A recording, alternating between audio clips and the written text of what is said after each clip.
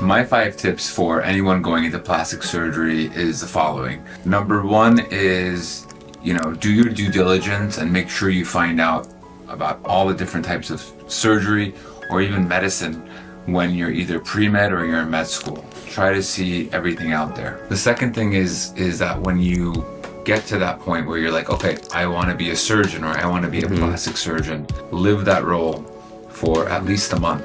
And you can do that because in med school you have externships. The third thing is that, some people think this is funny, but look into the salary. Look into what kind of salary you'd be making if you're part of a hospital, if you're part of a group, if you go solo, what kind of salary are you looking for? Because far too often people fall in love with the profession, which they should, and that's the most important thing, but then they kind of have regrets when it comes to salary. So there needs to be some kind of equilibrium between your passion and what salary you're comfortable with. For me, I had less expectations going in. I was even happier coming out. You have to really be comfortable with dealing with people's emotional state as well, because plastic surgery is not only just operating. People have a lot of emotional instances where they're not happy with the way they look and it affects them mentally. It's not just something physical, and you really have to be sensitive to what their thought process is and what's really bothering them. Is it their body? Is there something going on in their life?